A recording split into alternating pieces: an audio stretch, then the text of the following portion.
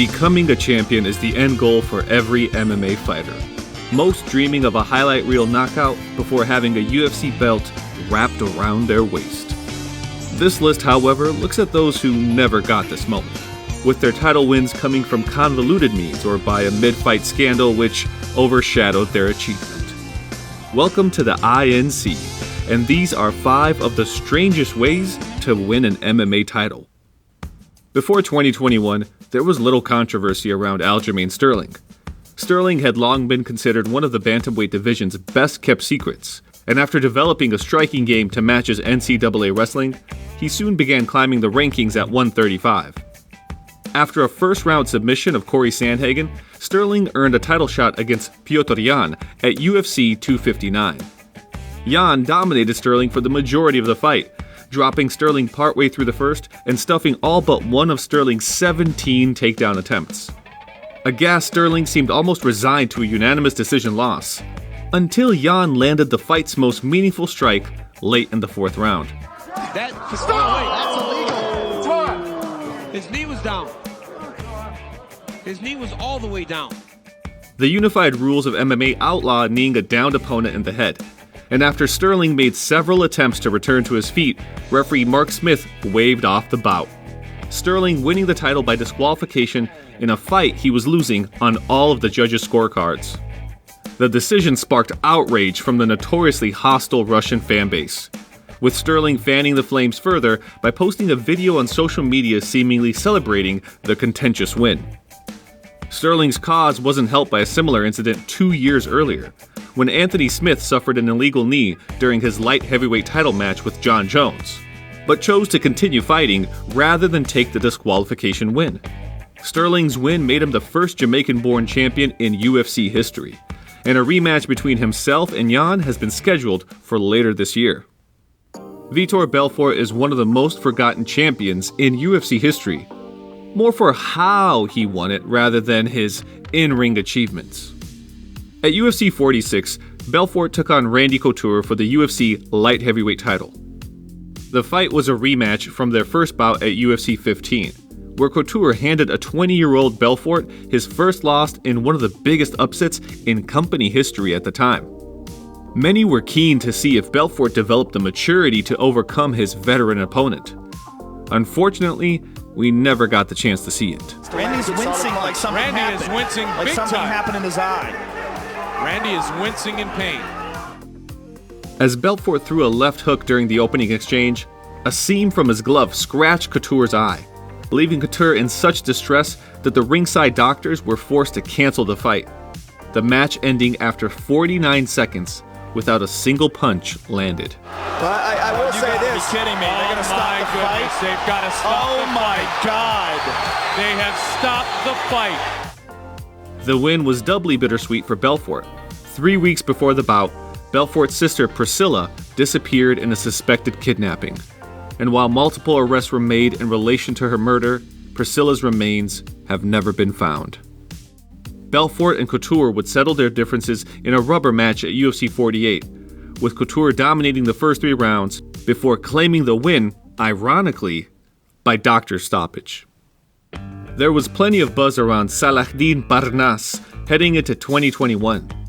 Since making his pro debut, the French kickboxer had built a 15-fight unbeaten streak, including winning the KSW featherweight title, with many expecting him to be the next company star to transition to the UFC.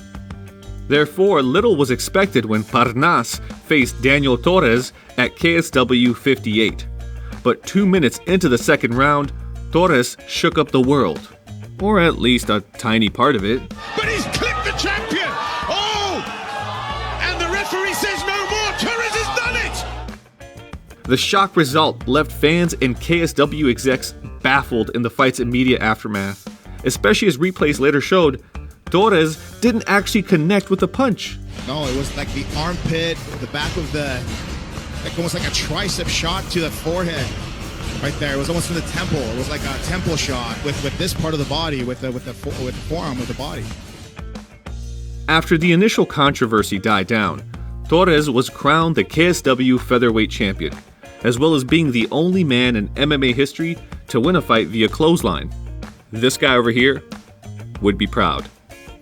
Torres hopes to defend his title later this year, while KSW cashed in on his notoriety by claiming he had the most dangerous biceps in MMA.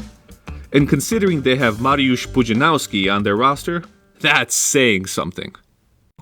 The only thing worse than a bizarre title fight is not fighting at all. By UFC 11, Mark Coleman had emerged as one of the most dominant fighters in the sport. Victories over Don Fry and Gary Goodridge saw him win the UFC 10 tournament 2 months earlier, and after breezing through his opening round fights, a second win seemed inevitable. Coleman was set to face Street Fighter Scott Ferroso in the final, but the 300-pounder was forced to withdraw after exhaustion following his match with Tank Abbott. With all the alternate fighters having suffered injuries, Coleman was crowned the event's champion without actually fighting for the belt. Mark Coleman has been declared the winner. There is nobody left for him to fight. It's that simple. It wasn't the first time alternates affected a UFC tournament.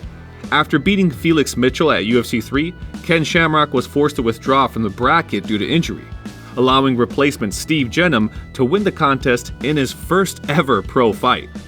Coleman's event, however, did come with an upside, as his performance earned him a match at UFC 12 against Superfight champion Dan Severn, Coleman winning by first-round submission to become the UFC's first ever heavyweight champion.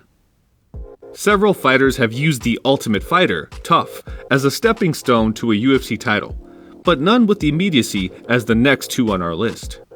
In 2014, the UFC announced the introduction of the women's strawweight division, with the company using the 20th season of TUF to crown their first champion. The 16-woman tournament eventually came down to two, with reigning Invicta champion Carla Esparza taking on Rose Namajunas in the show's finale. The experience gap between the two was quickly evident, as Esparza dominated the fight on the ground before applying a rear naked chokehold in the third. Esparza becoming champion in her first UFC fight by winning a reality TV show. Namajunas trying to push that elbow out. Here's the tap. Carla Esparza is the UFC strawweight champion of the world. Esparza would lose the title in her first defense to Joanna Jędrzejczyk, but has since recovered to become a staple of the division's top tier. A recent 4-fight winning streak has moved her closer than ever to a second shot at the belt. 3 years later, the UFC repeated the gimmick to crown their first women's flyweight champion. While TUF 20 was well received, its sequel was criticized for a lack of star power and poor talent level, with 3-2 Nico Montagna claiming the belt with a decision win over Roxanne Modafferi.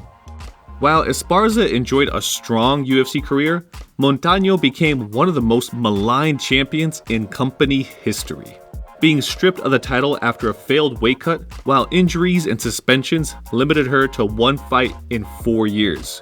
A decision loss to Juliana Pena at Fight Night Sacramento in 2019. Crowning champions through TUF is a divisive subject for MMA fans, and with the show returning and rumors of an atomweight division, don't be surprised if the UFC try the gimmick once again. And now, time for a few honorable mentions. Matt Hughes was choked out by Carlos Newton at UFC 34, and when he woke up, he found he won the UFC welterweight title. This Brazilian fighter got his championship disqualified after doing his best soccer player impression. Derek Lewis declared himself the interim heavyweight champion after his win over Travis Brown. But are you going to argue with him? Mr. Beast, congratulations. That's a regulation-sized belt I see that you have there. This is the INC, and thank you for watching.